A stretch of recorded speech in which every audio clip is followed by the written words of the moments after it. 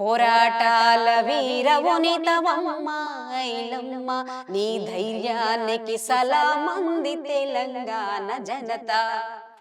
ఈ మట్టిన ఎదిరించే పోరు బొట్టు పెట్టినావో, ఎట్టి బతుకులు వద్దని పట్టుబట్టినావో. పోరాటాల వీరవునితవమ్మ ఐలమ్మ, నీ ధైర్యానికి సలామంది తెలంగాణ ఘనత. విదేశాల్లో చదవాలనుకుంటున్నారా? అయితే విదేశ్ కన్సల్ట్ ని సంప్రదించండి. హాయ్ హలో అందరికి నమస్తే, నేను మీ Nirmala. Welcome to Iha TV.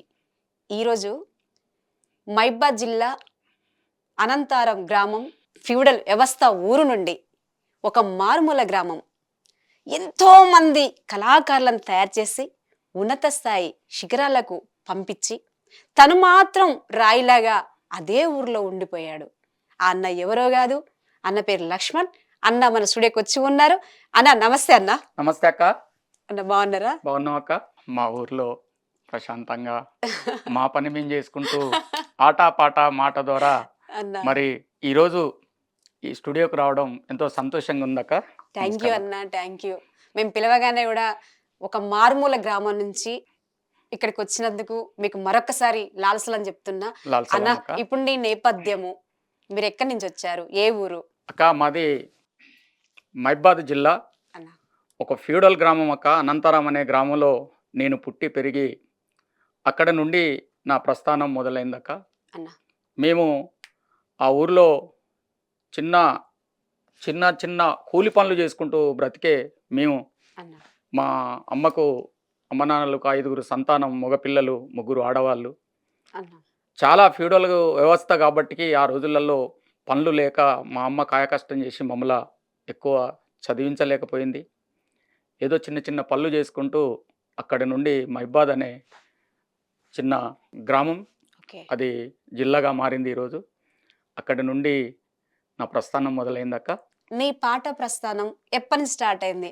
అసలు నువ్వు ఈ పాటలు పాడాలి, రాయాలి ఎందుకు అనిపించింది? ఏ వయసులో అనిపించింది? అసలు ఈ లైన్లోకి ఎందుకు వచ్చారు మీరు? అక్క ఇందాకే చెప్పాను కదా, మాదొక చిన్న గ్రామం అని. ఆ గ్రామంలో చిన్న చిన్న కూలి పనులు, వ్యవసాయ పనులు చేసుకుంటూ బ్రతికే మేము.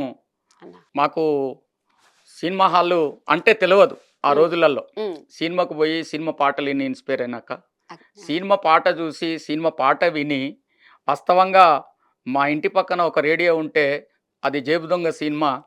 ఆ సినిమా చూసిన తర్వాత ఇందులో శోభన్ బాబు బాగుపడతలేడు అని చెప్పేసి మా ఇంటి పక్కలు రేడియో బలగొట్టి ఆ, చూసినాక, అన్న అంటే వాళ్ళు నన్ను బాగా కొట్టిరు, రేడియో బలగొడతావా మాది అని చెప్పేసి. అంటే శోభన్ బాబు కనపడదు. శోభన్ బాబు కనపడతలేదు అని చెప్పేసి నేను రేడియో బలగొట్టి చూసినాక. అయితే ఆ రోజు అనిపించింది అక్క, ఆయన నన్ను కొట్టడం వల్ల నేను ఏ విధంగానైనా కానీ ఈ రేడియోలో నా పాట రావాలి అని ఆ రోజు ఆ ఆలోచన వచ్చి అప్పటి నుండి నేను సినిమాలు చూడడం, సినిమా పాటల బుక్కులు కొనుక్కొని బాగా పాడడం, అలాగే పాడుతూ పాడుతూ పాడుతూ స్టేజీల మీద కూడా పాడే స్థితికి వచ్చినాక అప్పుడు నాకు మహబూబాబాద్ పట్టణంలో అనేక మంది మిత్రులు నువ్వు పాటలు పాడుతున్నావు స్టేజ్ మీద అని చెప్పేసి నాతోని వాళ్ళు కూడా జత కట్టడం, మేమందరం కలిసి ఒక ఇన్స్టిట్యూట్ పెట్టుకున్నాం అక్క. యాక్చువల్గా మా అమ్మ నాన్న నన్ను ఎక్కువ చదివేయలేదు. మాకు 20 బర్రెలు ఉండే. ఆ బర్రెలను గాయడానికి మేము కూలి చేస్తే బతికే అటువంటి పరిస్థితుల్లో ఆ బర్రెలను గాయడానికి నేను పోతే మా ఇంటి పక్కన వరుసకు మాకు చిన్నమ్మాయిది, మా క్యాస్టే, ఆమెకు కూడా ఓ బర్రె ఉండే. నా బర్రెను కాస్తే నీకు చదువు నేర్పుతా అని చెప్పేసి అట్లా నేను ఒక్కొక్క అక్షరాన్ని నేర్చుకోవడం, బట్టి పట్టడం. ఆ అమ్మ ఎక్కడుందో కానీ ఆమెకు చేతులెత్తి మొక్కాలి. ఆ రోజు ఆమె అందించినటువంటి ఆ అక్షరమే నాకు ఈరోజు పాటగా, ఆటగా, మాటగా ఈరోజు నేను ఈ స్థాయిలో ఈ స్టూడియోకి వచ్చి నేను మీ ముందు మాట్లాడగలుగుతున్నా అంటే ఆ తల్లిని నేను ప్రతిరోజు గుర్తు చేసుకోక తప్పదు. ఆ అమ్మ కప్పల కమలమ్మ అని చెప్పేసి నాకు నిజంగా ఇప్పటికీ చాలా వృద్ధురాలు. ఆమె ఇచ్చినటువంటి ఆ ఆయుధాన్ని పట్టుకొని ఇక్కడ దాకా వచ్చిందక్క. ఓకే అన్న, ఆ రోజు మీరు రేడియో పగలగొట్టడం, ఆయన నిన్ను చెంప మీద దెబ్బ కొట్టడం, అక్కడ పట్టుదల, కవిని కావాలని ఒక పట్టుదల మీలో రావడం, అదే కమలక్క బర్రెని కాస్త నేను చదివిస్తా అని చెప్పడం, ఆ చదువు ఇక్కడ కవిని కావాలనే పట్టుదల మీకు రావడం, ఎంతో మంది కళాకారులను కూడా మీరు తయారు చేసి వాళ్ళని ఒక పెద్ద స్థాయిలో నిలబెట్టడం, ఇదంతా కూడా అక్కడ చదువు కమలక్కకు, ఇక్కడ చెంపమించి కొట్టినైనా కూడా మరొకసారి మనం ధన్యవాదాలు చెప్పొచ్చు కమలక్కకు కూడా. ఈ సందర్భంగా ఈ పట్టుదల మీలో రావడం చాలా మంచి ఆలోచన. మీరు మొట్టమొదటిసారిగా బాని కట్టిన పాట కానీ రాసిన పాట కానీ చెప్పగలరా? తప్పకుండా అక్క. ఈరోజు పాటనే మాటగా, మాటనే పాటగా మలిచి ఈ స్థాయికి వచ్చి ఇక్కడ మీ స్టూడియోకి వచ్చి నేను పాట పాడకుండా బాగుండదక్క. నేను ఫస్ట్ సారి మరి రాసినటువంటి పాట, నా ఊహలకు అందినటువంటి అక్షరాలను మలిసి బానిగట్టి పాడినటువంటి పాట ఫస్ట్ ఒక జానపదం.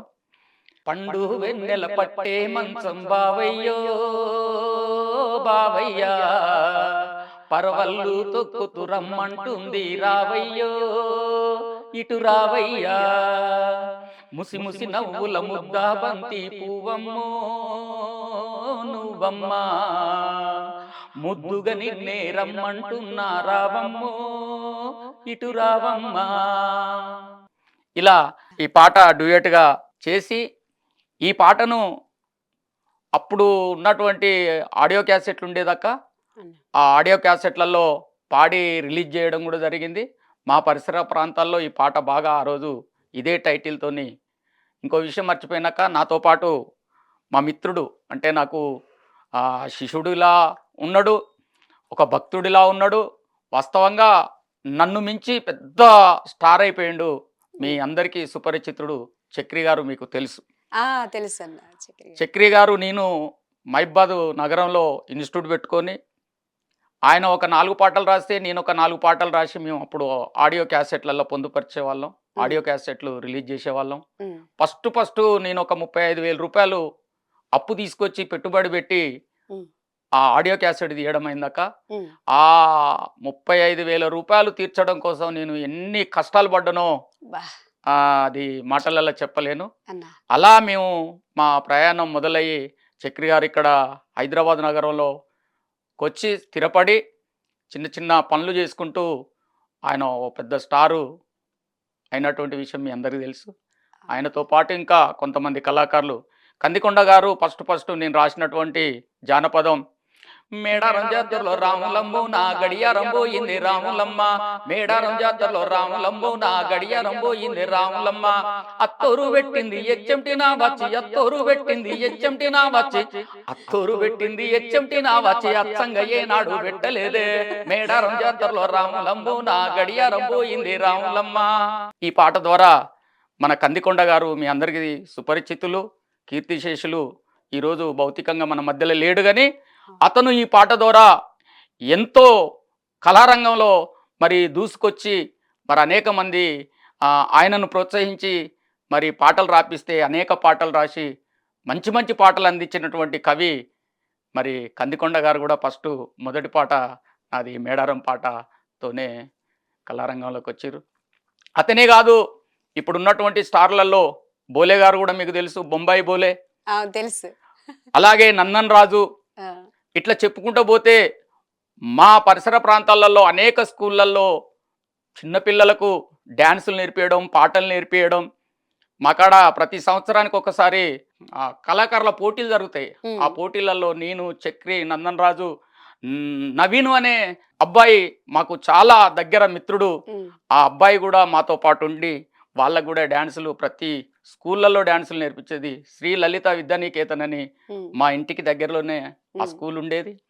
ఆ స్కూల్లో పిల్లలకు అనేక పాటలు, డ్యాన్సులు నేర్పిస్తూ ఉంటే అప్పుడు చాలామంది పిల్లలు ఇన్స్పైర్ అయ్యి వాళ్ళు కూడా ఈరోజు కళారంగంలో ఉన్నారు అని అంటే నిజంగా నేను గర్వపడుతున్నా.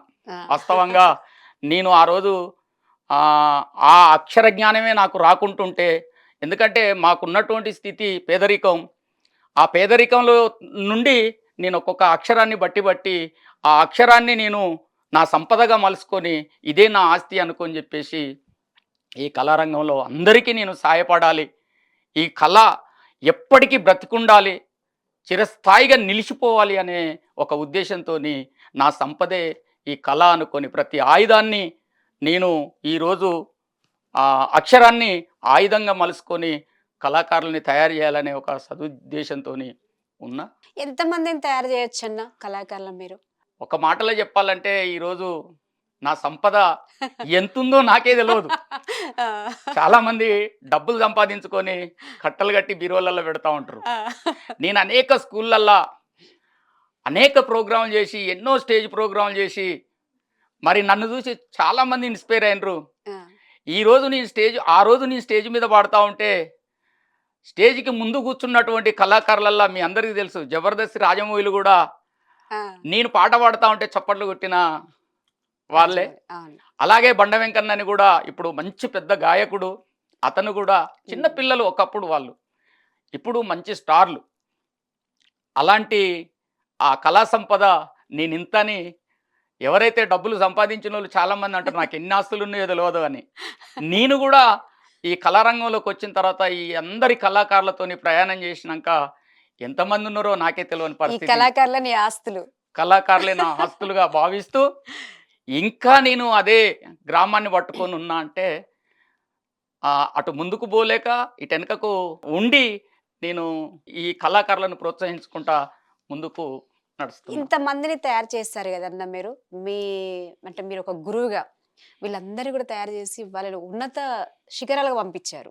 అవునక్క. కానీ మీరు మాత్రం అక్కడే ఒక రాయిలాగా ఎందుకు ఉండిపోయారు? అంటే మీరు కూడా నగరానికి వచ్చి మీరు కూడా అట్లా చేయొచ్చు కదా. పెద్ద పెద్దగా మీ శిష్యులందరూ పెద్ద స్టార్లు అయిపోయారు. మీరెందుకు ఇంకా మరి అక్కడే ఎందుకు ఉంటున్నారు? ఆ గ్రామంలో ఎందుకు ఉంటున్నారు? ఇంకా మీకు టాలెంట్ ఉంది.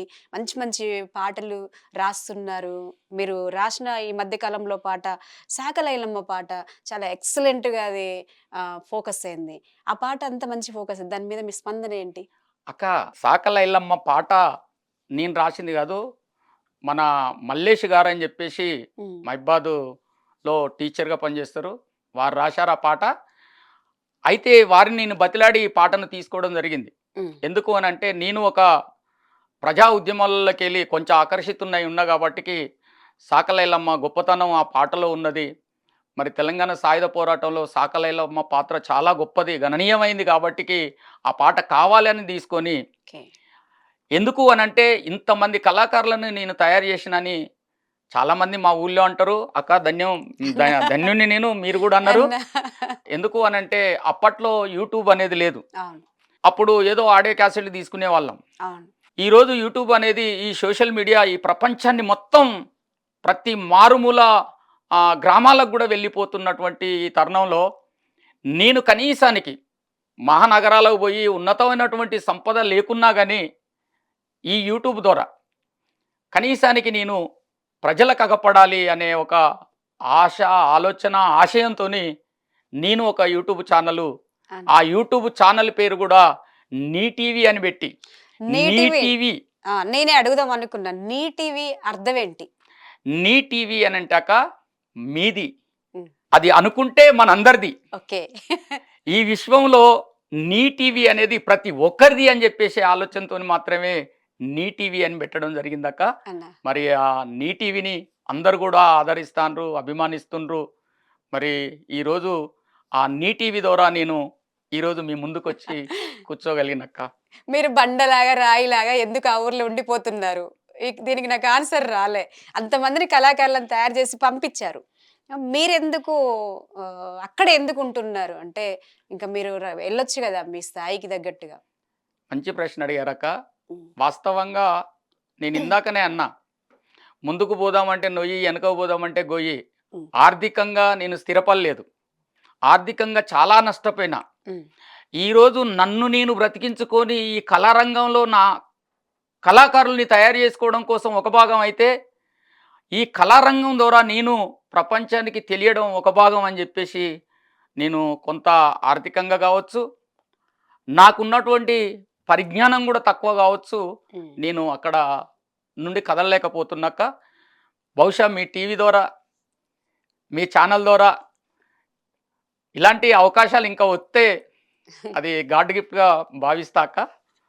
రావాలని కోరుకుంటున్నా. వస్తుంది మీలాంటి మంచి కళాకారులు. అంటే మీరు మనసున్న కళాకారులు. ఒక మాట చెప్పాలంటే తండ్రి మనసు ఎలా ఉంటుందో నీ మనసు అలాంటిదని నేను భావిస్తున్నా. ఎందుకంటే ఇంతమంది కళాకారులని ఒక స్థాయిలో ఉంచాలనే ఆరుబాట ఉన్నది చూసిండ్రా. అక్క అది మామూలు విషయం ఏం కాదు. చాలా మంది కళాకారులలో ఎట్టుంటది అంటే ఈర్ష, కుళ్ళు. అంటే నాకంటే ఎక్కువ ఎదిగిపోతున్నారంటే గురువే ఆడ చాలా అంటే ఎదిగిపోతుండు నాకంటే ఎక్కువ వీడిని అక్కడనే తొక్కాలన్నట్టుగా. అంటే తోటి కళాకారులు కూడా ఎదిగిపోతున్న క్రమంలో తొక్కాలనే ఆలోచన ఒకటుంటది. కానీ అంతమంది కళాకారులని నువ్వు తయారు చేసినా కూడా నీదొక మంచి నాన్న మనసు, తండ్రి మనసు ఒక మాట చెప్పాలి అంటే. ధన్యున్నక్క. మంచి మాట అన్నారు. వాస్తవంగా ఈరోజు ఈ సమాజం మీరన్నట్టుగా సపోర్టు అనేది వాస్తవంగా ఎవరిని వాళ్ళు చూసుకొని ఎవరు వాళ్ళకు వాళ్ళు నిలబడడానికే ఈ పోటీ ప్రపంచంలో చాలా ఇబ్బందిగా ఉన్నటువంటి పరిస్థితి ఇది. అవును. సరే ఏది ఏమున్నా నేను కూడా ఇటు పోతే నా శిష్యులు, నా మిత్రులు, నా హ్మ్. స్నేహితులు, నా శ్రేయోభిలాషులు వాళ్ళందరూ నన్ను ఏ రోజు కూడా తక్కువ చూడలేదు. ఇప్పటికి కూడా నేను ఈ నగరానికి వస్తే నన్ను ఒకరు కాకుండా ఒకరు ఆప్యాయతగా పిలుస్తూ, మంచి ఆతిథ్యం ఇస్తూ, మంచిగా చూసుకుంటారు. నేను అదే 10,000గా భావిస్తా ఉన్నా. అదే నాకు కొండంత అండగా భావిస్తున్నా. నా ఈ కళ సంపద ఇదే కదా అని చెప్పేసి గర్వంగా ఫీల్ అవుతున్నాక, నాకు ఇంకొక స్వార్థం అంటూ ఏం లేదు. నేనేదో బాగా బ్రతకాలి, బాగా సంపాదించాలనే ఆశ, కోరిక ఎక్కడా లేదు, ఎన్నడూ రాదు. అంటే ఈ కళా సంపద ఇలాగనే ఉండాలి. నే నా దగ్గర నుండి పోయినటువంటి కళాకారులు మంచి గొప్పవాళ్ళు కావాలని చెప్పేసి కోరుకుంటున్నాక. మీ లైఫ్‌లో అంటే చాలామంది కళాకారులను తయారు చేసినది ఒక విధానం. హ్మ్. అట్లనే పాటలు రాయడం, పాటలు పాడడం ఇక నుంచి ఇదొక విధానం. కానీ ఈ ప్రజా ఉద్యమంలోకి ఎందుకు రావాలనిపించింది? అంటే మీరు కొంచెం కమ్యూనిస్టు భావాలకు సంబంధించిన కార్యక్రమాలు గూడా ఎక్కువ చేస్తూ ఉంటారు గదా! ఈ ఉద్యమంలోకి ఎట్లా మీరు రావాల్సొచ్చింది? అయితే అక్క, నేను ఇందాకనే అన్నా కదా, మాదొక ఫ్యూడల్ గ్రామం అని. ఓకే. ఫ్యూడల్ గ్రామంలో ఆ రోజు చెప్పులేసుకోవడానికి భయపడాలి, బట్టలేసుకోవడానికి భయపడాలి, నమస్తే పెట్టకుంటే దొరతోని పంచాది. ఆ! అనేక రకాల హింసలు. హ్మ్. మాకున్నటువంటి బర్రెలు అని చెప్పినాం కదా, హ్మ్. ఎవరి హ్మ్. చేన్లలో పోయినా మాకు ఆస్తులు లేవు. హ్మ్. ఎవరి చేన్లలో పోయినా కూడా అప్పుడు బందెలు ఉండేటి అక్క, బందెల దొడ్లని. ఓకే. ఆ అవును. బందెల దొడ్లల్లో దోలి మా మీద జుర్మానా వేసేదక్క. అలాంటి ఆ ఫ్యూడల్ వ్యవస్థలో పుట్టి పెరిగినటువంటి నేను కమ్యూనిస్టు ఉద్యమాలు జరుగుతూ ఉంటే కమ్యూనిస్టు పాటలకు మాటలకు ఆకర్షితున్నాయి. నేను ఆ! ప్రజా ఉద్యమంలోకి పోవాలనే ఆ ఆలోచన కలిగిందక్క. అన్న. ప్రజా ఉద్యమంలోకి పోయి కనీసానికి ఇందులో నేనుంటే నాకో పెద్ద కుటుంబం ఉంటది గదా అనే ఆలోచన మాత్రం ఉండే అక్క.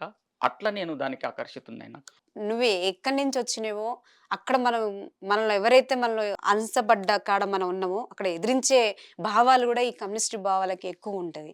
దానివల్ల మీరు ఎక్కువ ఇటొస్తే మనము ఒక లైన్ ఎమ్మట ఉండొచ్చు. ఎక్కడనైతే మనం చేతులు కట్టుకొని నిలబడతామో, అక్కడ మనం చెయ్యెత్తి నిలబడొచ్చు అనే ఆలోచన, భావాలు గూడా కమ్యూనిస్ట్ భావాలకి ఎక్కువుంటాయి గాబట్టి, ఇట్లా వచ్చినందుకు ఆలోచన వచ్చినందుకు గూడా అప్పుడు ఆ వయసులో రావడం గూడా అది మామూలు విషయమేం గాదు.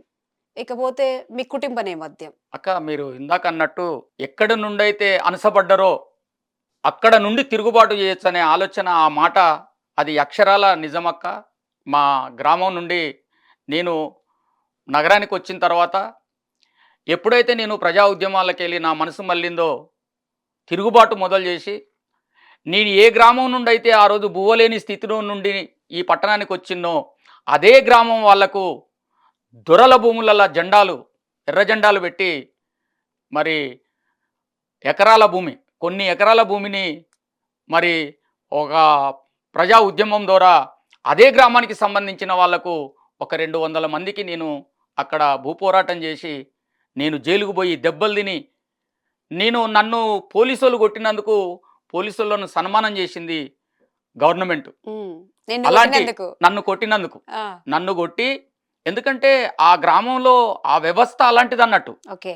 ఆ ఊరు దొరలు నన్ను కొట్టించినందుకు నా మీద అనేక రకాలుగా నిర్బంధాలు ప్రయోగించి ఆడ భూపోరాటం చేసి ప్రజలకు ఈరోజు కనీసానికి ఒక 200 కుటుంబాలు ఈరోజు ఆడ బతకగలుగుతారు. అంటే నేను ఏ గ్రామం నుండి అయితే వచ్చినో ఆ గ్రామానికి నేను కొంత సాయం చేసిందనే ఆ ఆలోచన నా మనస్సుకు తట్టి గర్వపడుతున్నాక. సాయం చేసినది ఒక ఎత్తు.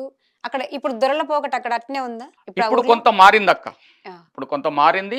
కొంత ప్రజలలో కూడా కొంత మార్పొచ్చింది. ఆ! ఎందుకంటే అందరూ అప్పుడున్నటువంటి అన్‌ఎడ్యుకేటెడ్స్‌కు, ఇప్పుడున్నటువంటి ఎడ్యుకేటెడ్స్‌కు కొంత గ్యాపు ఏర్పడ్డది కాబట్టికి, చదువుకున్న వాళ్ళందరూ చదువుకున్నారు కాబట్టికి కొంత మార్పొచ్చిందక్క. ఎక్కడైతే మనల్ని తక్కువ చూపు చూస్తారో, అక్కడ అన్న, రా అన్న, నమస్తే పెట్టే లెక్కైతే వచ్చిందా ఊర్లో? తప్పకుండా వచ్చిందక్క. ఆ! అది వచ్చింది, అదే కావాలనుకున్నాం అక్క. తప్పకుండా అది వచ్చింది. మా ఇంట్లో కూర్చోండి అన్న, అన్నం తినండి అన్న, ఎక్కడైతే మనం పడిపోయినామో అదే ఊర్లో మనకు నమస్తే పెట్టి అవునక్క. మనం పిలిచి ఎక్కడైతే మనల్ని చీదరించుకొని చీకొట్టి దూరంగా నెట్టిపడేసిండ్రో అదే గ్రామంలో ఇంటికి పిలిచి రాన్నన్న బుక్కడు భోజనం చేసి పోండన్న అనే పరిస్థితి మాత్రం వచ్చిందక్క. అది వస్తే మంచిది. అన్న మీకు నచ్చిన పాట ఒకటి. తప్పకుండా అక్క.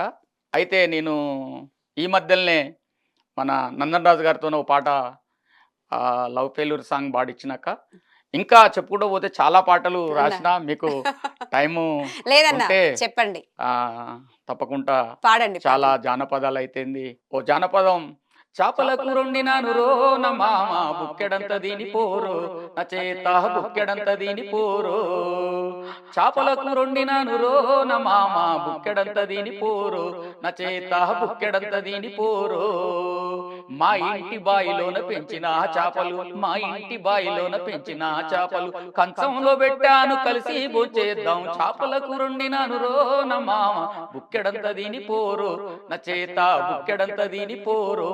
ఇలా కొన్ని పాటలు ఇట్లాగనే జానపదాలు కొన్ని నేను రాసుకోవడం, కొన్ని సేకరించడం, కొంతమంది కాడి తీసుకొని మరి నేను ఇప్పటికి కూడా ఇంకా మర్చిపోకుంటాక నేను నీ టీవీ అనే యూట్యూబ్ ఛానల్లో అన్న నేను పెట్టే ప్రతి పాటను ఒక కొత్త కళాకారుల్ని తీసుకొచ్చి పరిచయం చేపిస్తా. అన్న ఓ ఫోటోగ్రాఫర్ కావచ్చు, లేదా ఒక కొరియోగ్రాఫర్ కావచ్చు, ఒక యాక్టర్ కావచ్చు, ఒక హీరోయిన్ కావచ్చు, ఎవరైనా ప్రతి వీడియోకు కొత్త వాళ్ళను పరిచయం చేసే గుణం ఇంకా దేవుడు నాకు అది ప్రసాదించిందక్క. నీ గొప్పతనం, మంచితనం అన్నది అందరికీ థ్యాంక్స్ ఉండదు. అక్క. కొత్త కొత్త వాళ్ళకి కూడా వాస్తవానికి అవకాశం ఇవ్వాలి. అయితే సోషల్ మీడియా వచ్చిన తర్వాత, అక్క ఎక్కువ సోషల్ మీడియా వచ్చిన తర్వాత, ఈ యూట్యూబ్ పుణ్యం అనే యూట్యూబ్ వచ్చిన తర్వాత మారుమూలలో ఉన్న కళాకారులు, రచయితలు, గొప్ప గొప్ప ఆనిముత్యాలు మీలాంటి వాళ్ళు అక్క వీళ్ళందరూ కూడా సోషల్ మీడియా ద్వారా బయట ప్రపంచానికి చూపిస్తున్నారు ఇప్పుడు. అవునక్క. ఎందుకంటే ఇది ఇంత టాలెంట్ ఉన్నా కూడా ఎంతో మంది, చాలా మంది చీకటి వ్యవస్థలో ఉండిపోయిన వాళ్ళు చాలా మంది ఉన్నారు. అవునక్క. దీని వాళ్ళ కోసం పుణ్యమానే కూడా మనం బయటకు వస్తున్నాం. అక్క వాళ్ళ కోసం కూడా ఆ దేవుడు నాకు ఒక ఆలోచన కల్పిస్తుండు. ఏంటన్నది? అది మునుముందు రోజులలో ఉమ్, నాకు నిజంగా కూడా నాకున్నటువంటి ఆలోచన. ఎందుకంటే మనం ఎక్కడికి పోయినా 10 మంది పలకరింపు ఉమ్, దొరుకుతాంది. అవును. 10 మంది నన్ను గుర్తుపట్టే స్థాయికి వచ్చిన. ఎక్కడో మారుమూలలో ఉన్న నేను ఉమ్, ఎక్కడికి పోయినా అన్నా నమస్తే అనే పరిస్థితి ఏర్పడేది. ఎందుకంటే ఈ రోజు ఇప్పుడు మీ స్టూడియోకి వస్తుంటే అన్న మా పిల్లగాడు నవీన్, ఆ. మా మైబాదు పిల్లగాడు నవీను అంకుల్ నమస్తే అంటే పొంగిపోయినక్క. ఆ, ఎందుకు? నేను ఈ నగరంలో నేనేందో తెలియదు. అవును. ఈరోజు మీ స్టూడియోకి రాగానే నవీన్ అనే అబ్బాయి అంకుల్ బాగున్నారా అని నన్ను పలకరిస్తే ఆ పలకరింపు నాకెంతో ఆనందాన్ని ఇచ్చిందక్క. నేను మీరు పెట్టిన మొక్కలు, మీరు పెంచిన మొక్కలు ఈ వాళ్ళు రోజు వాళ్ళు పెరగాలి, పెద్ద కావాలి, మహావృక్షాలు కావాలి, 10 మందికి నీడను కల్పించాలన్నదే అక్క నా ఆశ, నా ఆశయం. అలాగే ఇప్పుడు మీరన్నట్టుగా ఇంకా ఏంటన్నా అసలు మీరు ఏం చేయాలనుకుంటున్నారు అనే ఆలోచనకు వచ్చినప్పుడు నేను ఏ నగరంలో అయితే కళాకారుల్ని తయారు చేయాలని, ఏ నగరంలో అయితే కళాకారులందరినీ ప్రోత్సహించాలని అనుకున్నానో అదే నగరంలో ఇప్పుడు ఒక మాటలో చెప్పాలంటే అక్క, ఒకప్పటి తరంలో కళాకారులు మా నగరంలో ఉన్నారు అని అంటే చివరి వ్యక్తి నేనే ఇప్పుడు. ఆ, అందరు పోయిన పోయి ఆ, చివరిగా అంటే అందరూ రెక్కలొచ్చిన పక్షులు కనుక ఎలా ఎగిరిపోతాయో ఎగిరిపోయారు. అలా ఎగిరిపోయి వాళ్ళు ఉన్నతమైనటువంటి శిఖరాలలో ఉన్నా ఆ, ఇప్పుడు చివరిగా మిగిలింది మాత్రం నేనే. ఆ, మళ్ళీ నేనే అదే మానుకోట, మాది మానుకోట, అన్న. మహబూబాబాద్ అంటారు. ఉమ్, అదే నగరం నడిబొడ్డున ఈ ఎగిరిన పక్షులు ఉమ్, ఎవరైతే ఉన్నతమైనటువంటి శిఖరాలకు పోయినటువంటి కళాకారులు ఉన్నారో వాళ్ళందరినీ మరి మంచి ఆ సమయం గనక అనుకూలిస్తే ఈ కళాకారులందరినీ ఒక వేదికగా తయారు చేసి వాళ్ళందరినీ ప్రోత్సహించి మంచి ఉన్నతమైనటువంటి ఆఫీసర్లతోని, అనాఫీషియల్తోని, మంచి మంచి ఉన్నతమైనటువంటి రాజకీయ నాయకులతోని వాళ్ళందరినీ ఒక వేదికగా తయారు చేసి వాళ్ళందరినీ గుర్తించాలని చెప్పేసి కూడా మళ్ళీ అనుకుంటున్నాక. మంచి ఆలోచన అన్న. చాలా మంచి ఆలోచన కూడా. చాలా మంది కూడా ఈ ఆలోచన, ఇట్లాంటి ఆలోచనలు కూడా రావు.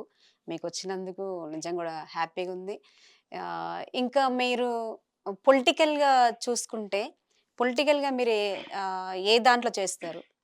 అక్క నేను యాక్చువల్గా మీరు అన్నట్టు ఇందాక పొలిటికల్కి ఎందుకు ఆకర్షితులైనరు అని అన్నప్పుడు వాళ్ళు మా గ్రామాలకు వచ్చి పాటలు పాడుతూ ఉంటే, నాటకాలు వేస్తూ ఉంటే ఉమ్, వాటికి ఇన్స్పైర్ అయ్యి ఉమ్, వాస్తవంగా ఈ రోజులల్లా ఇప్పుడు తెలుసాక మీకు మంచి ఒకప్పుడు పెద్ద పెద్ద కుటుంబాలు ఉండేటి. కుటుంబాలు రాను రాను రాను అంతరించిపోతా ఉన్నాయి. ఏ పార్టీ పొలిటికల్ అంటే పొలిటికల్ ఇప్పుడు చేస్తున్నారు కదా, అవునక్క. జనరల్ గా మీరు ఏ పార్టీ నుంచి ఒక లీడర్ గా ఉన్నారు ఇప్పుడు? ఇప్పుడు సిపిఎం పార్టీలో చేస్తున్నాక. ఓకే. సిపిఎం పార్టీ భారత కమ్యూనిస్ట్ పార్టీ, మార్కిస్ట్ అంటారు దాన్ని. ఓకే. ఆ సిపిఎం పార్టీలో నేను ప్రజానాట్య మండలిలో సుదీర్ఘంగా ఒక 27 సంవత్సరాలు ప్రజానాట్య మండలి బాధ్యుడిగా కళారంగంలో పనిచేసినాక ఓకే. ఇప్పుడు ఈ మధ్యలోనే కొంచెం ఈ ఛానల్ వల్ల కొంత నేను బిజీ లైఫ్ బిజీ అయిపోయింది కాబట్టి కొంచెం అప్పుడప్పుడు ప్రజా ఉద్యమాలలో పాల్గొంటా, కళారంగంలో కొంచెం ఎక్కువ ఉంటారు. ఎక్కువగా ఉండడానికి ప్రయత్నం చేస్తాక. మీరు తెలంగాణ ఉద్యమంలో ఏమన్నా పాల్గొన్నారా? మీకు తెలంగాణ ఇప్పుడు వేదిక సారథి ఉంది కదా, దాంట్లో జాబ్ వచ్చిందా, రాలేదా? లేదంటే ఇంకా ఆ ఉద్యమంలో ఎంతవరకు మీరు కార్యక్రమాలు చేశారు? అక్క మంచి ప్రశ్న. అలా. వాస్తవంగా తెలంగాణ ఉద్యమంలో నేను ఎందుకంటే ఒక ప్రజా ఉద్యమంలో పనిచేస్తున్నా కాబట్టి తెలంగాణ రాష్ట్రం రావాలని అందరూ ఆకాంక్షించారు, అందరూ పాల్గొన్నారు. కానీ మా పార్టీ తెలంగాణకు ఆ రోజు మద్దతు ఇవ్వలేదు. ఉమ్, అంటే మద్దతు అనంటే బలపరచలేదు, ఇటు కనీసానికి మద్దతు ఇవ్వలేదు, అవును. వ్యతిరేకించలేదు. ఎందుకంటే మాకంటూ ఒక స్టాండ్ ఉంది. ఓకే. దాని ప్రకారం మేము సైలెంట్గా ఉన్నాం. ఓకే. ఆ తెలంగాణ ఉద్యమంలో కళాకారులం మేము ఏ వేదికల మీదకి కూడా పోలేదు కాబట్టి సిపిఎం నుంచి మీ కళాకారులు పాల్గొనలేదు. పాల్గొనలేదక్క. ఉమ్, ఎందుకు మా కళారంగం కూడా దానికి వ్యతిరేకం కాదు, అట్లానే మేము బలపరిచింది లేదు. అవును. అవును. కాకపోతే మాకు ఏ వేదిక ఎక్కలేదు కాబట్టి అప్పుడు ఐడి ప్రూఫ్లు, ధూమ్ధామ్ కార్యక్రమాలు అలా చేసే వాళ్ళకు మాత్రమే జాబ్స్ ఇస్తానని చెప్పేసి కొంతమందికి ఇవ్వడం జరిగిందక్క. ఉమ్, దాని మీద మేము ఆశ కూడా ఏం పడలేదు, న్యాయంగా. న్యాయంగా. ఎందుకంటే వాస్తవానికి మీరు బలపరచలేదు మీ పార్టీ నుంచి, మీరు కూడా వ్యతిరేకించలేదు, వ్యతిరేకించలేదు. ఇంకోటి ఆ జాబ్ కూడా ఆశపడలేదు. పర్లేదు. ఎందుకంటే అక్కడ చేయలేదు కాబట్టి అవును, ఆశపడలేదు. అవును. దాంట్లో కూడా న్యాయం ఉంది. నిజాన్ని ఒప్పుకున్నావు ఇక్కడ. తప్పకుండా అక్క. నిజాన్ని ఒప్పుకోవడమే కాదు, వాస్తవంగా తెలంగాణ రాష్ట్రం కావాలని అనేక మంది కళాకారులు అశువులు బాసిర్రు, అవును. ప్రాణత్యాగం చేసిండ్రు, ఎన్నో ఉద్యమాలు చేసిర్రు. వాస్తవంగా చెప్పాలంటే బలపరచలేదు, వ్యతిరేకించలేదంటే నీ ఆ, పర్సనల్ గా ఏంటి మరి? ఒకవేళ నీ ఫీలింగ్ అంటే అప్పుడు మీ పార్టీ సిద్ధాంతం మీద మీరు ఒక వాళ్ళు బలపరచకుండా ఒక నిర్ణయం చేసుకున్నారు. కానీ నీ పర్సనల్ గా మరి నీ ఫీలింగ్ ఏంటి? ఒకవేళ నిజంగానే పాల్గొనాలనిపించిందా అప్పుడు? లేదక్క. పాల్గొనాలి అని అనిపిస్తే ఒక స్టాండ్ కట్టుబడి ఉన్నాం కాబట్టి, ఒక విధానానికి కట్టుబడి ఉన్నాం, ఒక ఓకే. సిద్ధాంతానికి కట్టుబడి ఉన్నాం కాబట్టి తూచా తప్పకుండా దాన్ని ఆచరించవలసిందే అక్క. ఉమ్, అట్లని మేము కళాకారులను చిన్న చూపు చూస్తే ఎందుకంటే కళ కులం అని ఓకే. చాలా మంది అంటారు. మా కులపోలు కాబట్టి వాళ్ళకి ఎక్కడ అన్యాయం జరిగినా కూడా సపోర్ట్ కళాకారుల చేస్తారు. మందం కాకులక్క ఏకమై మేము దాన్ని ఉద్యమించడానికి కూడా సిద్ధమవుతాం. అందులో ఏం తేడా లేదు.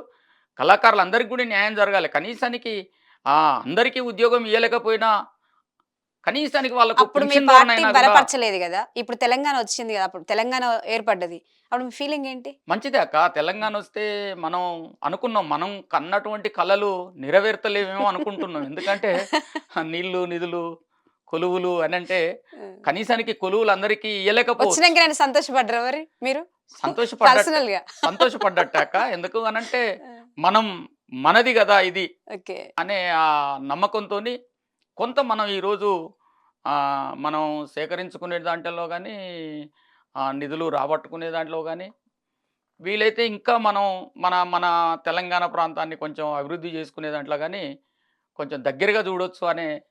ఎందుకంటే ప్రభుత్వాలు కూడా దగ్గరగా, మన జిల్లాలు దగ్గరగా ఉంటాయి కాబట్టి కొంత అభివృద్ధికి ఓకే. నోచుకున్నాయని అనుకోవచ్చు. ఓకే అన్న. ఇప్పుడు మీకు మీ అంటే కుటుంబ నేపథ్యం అంటే ఎంతమంది పిల్లలు? అక్క నాకు 1986లో పెళ్ళయింది అక్క. దగ్గర దగ్గర 16 సంవత్సరాలప్పుడే నాకు పెళ్ళయింది. మా భార్య ఈ మధ్యలోనే ఒక పాప మాకు. ఓకే. పాప అమ్మాయి పిహెచ్డి అయిపోయింది ఇక్కడ హైదరాబాద్లోనే.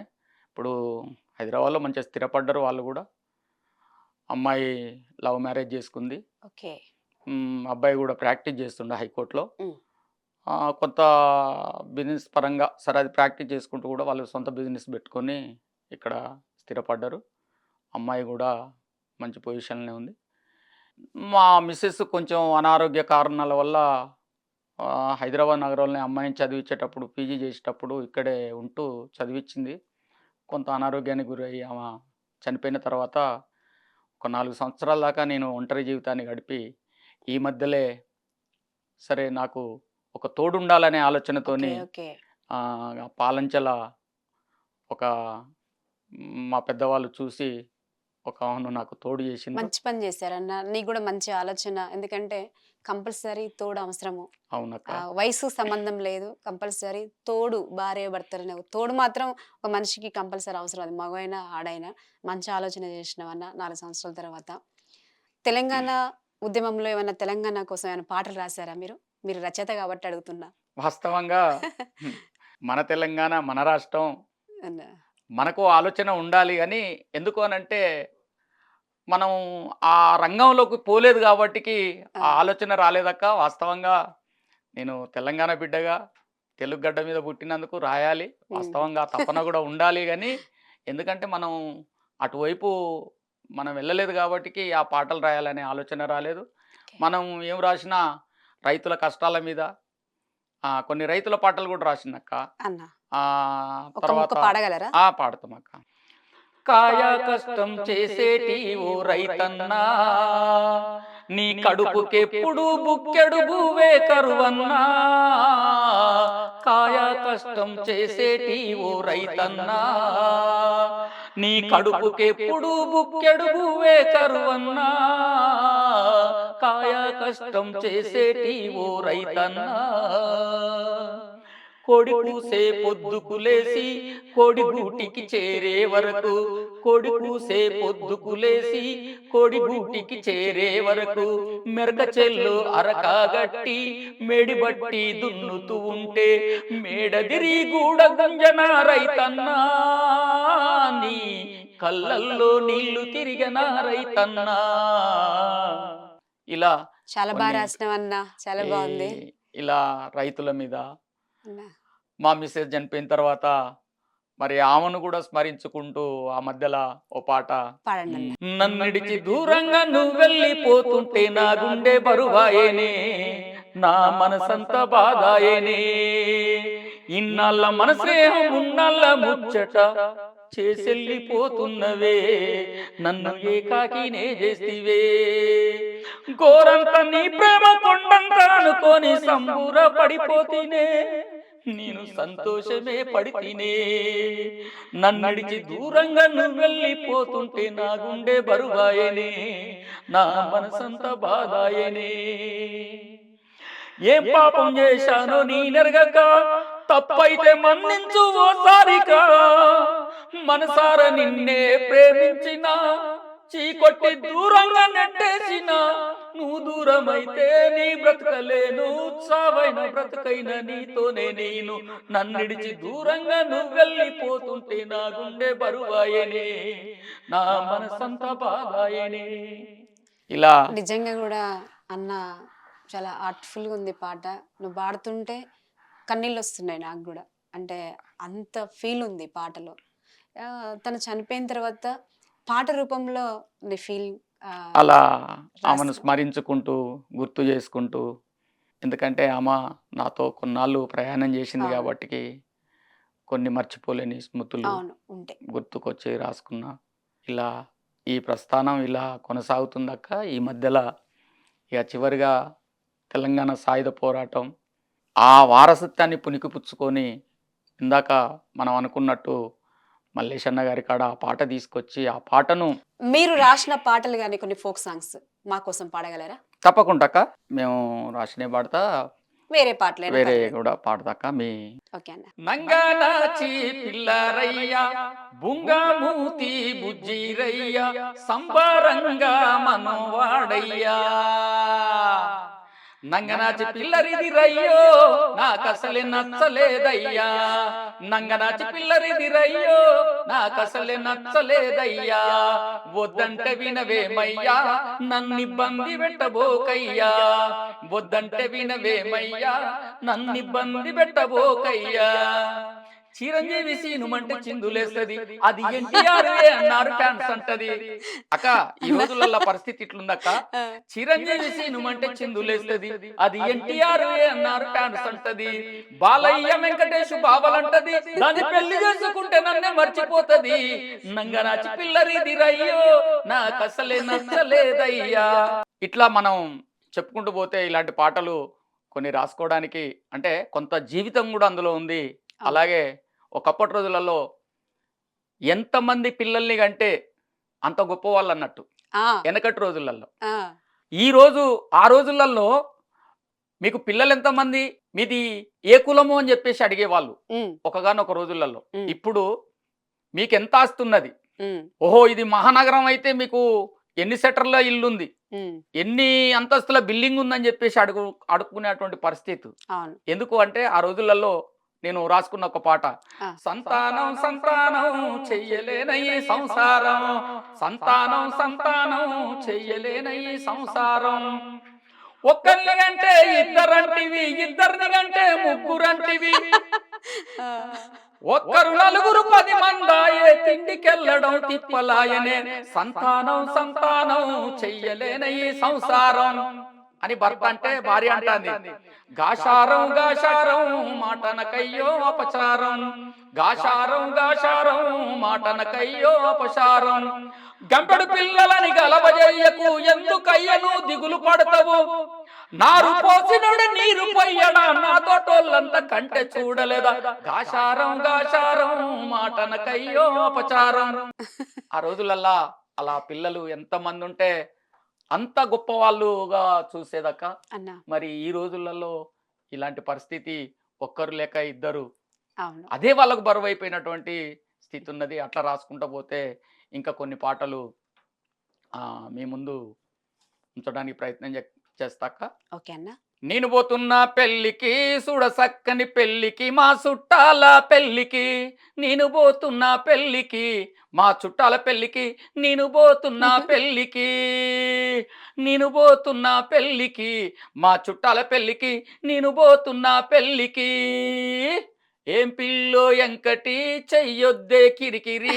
మీరు ప్రస్తుతానికి ఇప్పుడున్న కళాకారులు కావచ్చు, యువతి యువకులకు మీరిచ్చే సందేశం ఏం లేదక్క. ఇప్పుడు యువతి యువకులు కావచ్చు, కళాకారులు అనేక మంది ఇప్పుడు కళారంగంలో ఒక ఉన్నత శిఖరాలకు వెళ్ళాలని చెప్పేసి ఈ పోటీ ప్రపంచంలో వాళ్ళు రాలేకపోతుండ్రు, రాణించలేకపోతుండ్రు. ఎందుకు అనంటే మోటు సామెతలో చెప్పాలంటే కర్రున్నుందే బర్రె అన్నట్టు, ఎవరికైతే టాలెంట్ ఉందో వాడు ముందుకు దూసుకుపోతాడు. మీరు ఇందాక అన్నట్టు స్వార్థంతో కొంత వాళ్ళు ఎదటి కళాకారుల్ని కూడా ఎదగనిచ్చే పరిస్థితి లేదు. కానీ ఏది ఏమున్నా కల్లమ్మ తల్లికి అందరం చిన్నోళ్ళమో పెద్దోళ్ళమో అందరం ఆ తల్లి ఒడిలో ఒదిగిపోయే వాళ్ళమే, ఆ తల్లి నీడన ఎదిగే వాళ్ళమే. కాబట్టి నేనేం కోరుకుంటున్నంటే ప్రతి కళాకారులు, ఎంతో మంది కళాకారులు వచ్చారు నా ముందు, ఈరోజు చూస్తున్నాం సోషల్ మీడియాలో. ఆ కళాకారులందరూ మేమని ఈ పోటీ ప్రపంచంలో ముందుకు దూసుకుపోతుండ్రు. వాళ్ళు దూసుకుపోవడమే కాదు, అందరికీ మునుముందు చేయూతనిచ్చి చిన్న వాళ్ళను కూడా ఈ కల్లమ్మ ఒడిలో అందరినీ ఎదిగేలాగా చేయాలని చెప్పేసి నా కోరిక. అది తప్పకుండా అది వాళ్ళందరూ కూడా ఈరోజు నేను అంటున్నాను కాదు, ప్రతి ఒక్కరికి ఆ మనసు రావాలి, ఆ మానవత్వం ఉండాలని చెప్పేసి కోరుకుంటున్నాక. ఓకే అన్న, థ్యాంక్ యూ అన్న. పిలవగానే మా స్టూడియోకి వచ్చినందుకు మీకు మరొకసారి ధన్యవాదాలు తెలియజేస్తూ, ఇది లక్ష్మణతో మాట ముచ్చట కార్యక్రమంలో నెక్స్ట్ వారం నెక్స్ట్ గెస్ట్తో మీ ముందుకు వస్తా. మీ నిర్మల.